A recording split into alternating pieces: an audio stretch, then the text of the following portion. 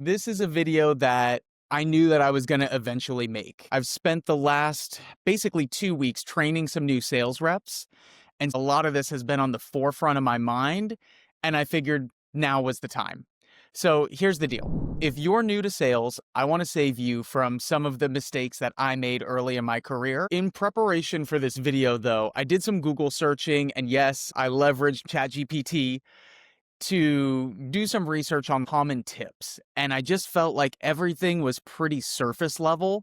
So I'm going to try and give you guys a few tips that go beyond what you can just find yourself. So with that being said, let's get into it. My name is Brandon, and welcome to the Sales Armory. So let me rewind the clock a little bit. When I first got into sales, I knew that I wanted to be in sales. I knew that I was extroverted and good at talking to people. And I was just doing all of the things that people told you to do. They tell you to get on the phones and cold call and practice, and they give you the scripts, and they tell you to go door knocking, and they tell you, hit the KPIs, hit the metrics. Like, I was doing all of that stuff. But in the process, I was also chasing down bad leads a lot of the time.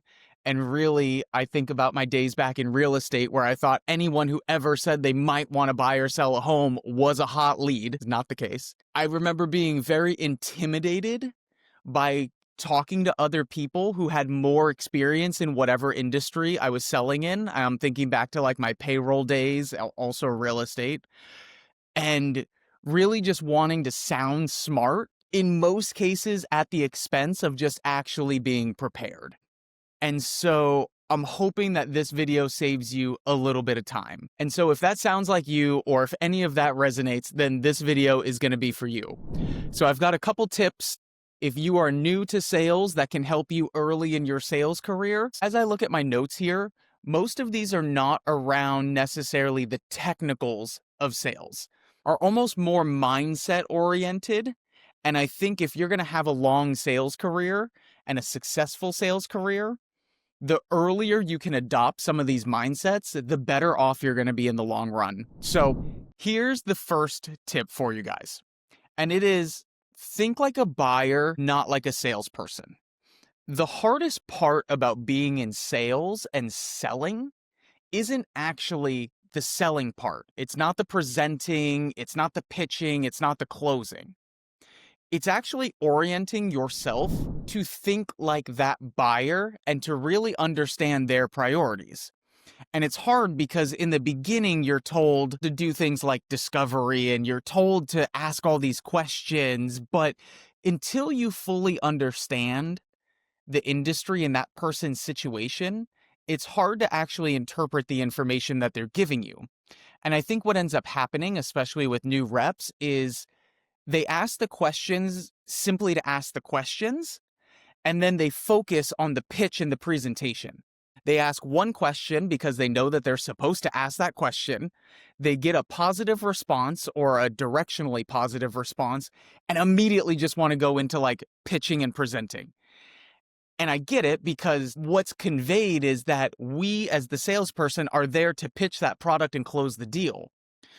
But if you can hold yourself back and really deep dive into that buyer's situation or that prospect situation and understand what they're going through, focus on their priorities, understand their situation, the close is going to become that much easier. And more often than not, if you are diligent about asking questions and actually caring about their situation, the deal's probably going to close itself, especially if it truly is the right fit for that person. And I think for myself, I've really started to internalize this over the last couple years as I've shifted from territory sales management to an enterprise level sale. Now, a lot of what my team and I are doing really is digging into the operations of the people that we're selling to and trying to find how we can assist their operations to create efficiencies. And you can only do that when you fully understand their business, the industry, and your own process and your own value proposition. So ultimately, if you can uncover what their pain points are or what their KPIs, their key performance indicators are, and you can explain how your product or your service is going to help them address that, the deals are going to close themselves. So this brings me to my next point, which is that preparation is going to win you more deals than persuasion. Here's what I mean. You don't have to be the smartest person in the room. I personally rarely am. And if I am, or if you are, then it might be time to find a new room. So you don't need to be the smartest person in the room, but you should be the most prepared. When my team and I go into an enterprise level presentation, we want to make sure that we understand who we're meeting with, who they are. And when I say that, I mean like titles, what departments they manage, their business, their pain points, who they're currently using as their service providers, and really have a holistic understanding of what they're hoping to accomplish before we actually present anything. But then when we do present, we want to make sure as much of our information, as much of our data is buttoned up as possible, and not just that, that it's actually tailored to what they've told us. Oftentimes, this can take place over a couple of meetings. This is not a one-call close. So oftentimes, the first meeting is discovery, and then the second meeting is presentation. And everything that we present is custom tailored to whatever we discussed in the discovery. Now, to contrast that, when I was brand new in sales and when I was in real estate, I would walk into buyers consultations or listing appointments and damn near wing it. And my mentality always was that I didn't want to sound scripted. And like I said in the intro, I've been training some new reps over the last couple weeks, and this is something that's come up as we've gone over the scripts and talk tracks. They're like, oh, I don't want to sound scripted. I don't want to sound robotic. I can appreciate that, but at the same point in time, you need to have a plan. And the better, more buttoned up your plan is, the more confident you're going to be. That confidence actually comes from preparation. And so when you can walk in prepared, you're walking in confident, and that confidence flows through, that energy transfers to whoever you're meeting with. So oftentimes, the rep who plans the most ends up winning. So the first 2 points that we discussed, thinking like a buyer and being prepared, oftentimes are going to happen before the sales call or before the meeting even takes place. This next one is something that will likely be implemented during maybe the presentation itself, maybe objection handling.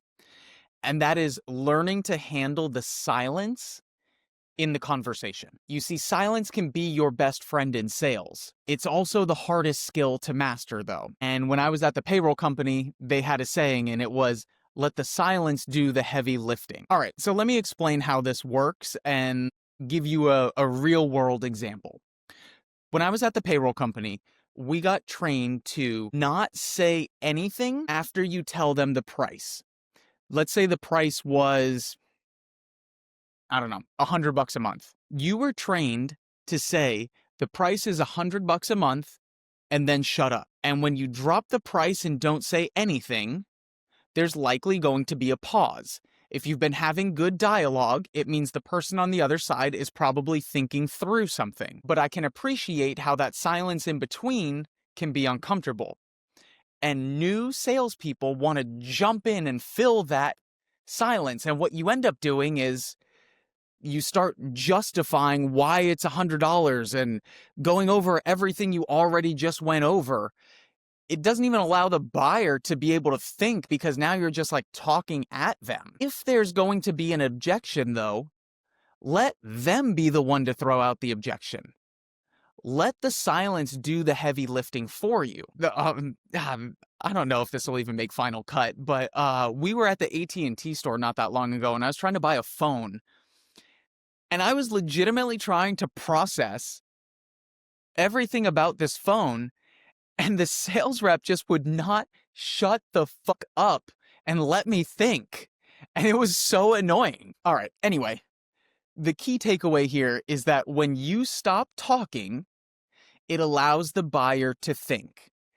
And they're either going to sell themselves on your product or your service, or you're going to get to the real objections.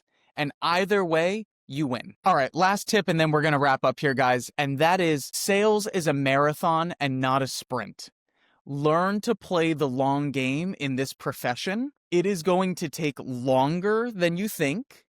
It is going to be harder than you think, but that is where the real success is, the real achievement, and the real lessons are. The barrier to entry in sales is really low, which means it's fairly easy to get into sales.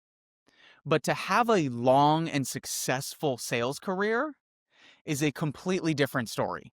It takes patience, it takes persistence, oftentimes it takes relationship building and networking, and all of those things take time.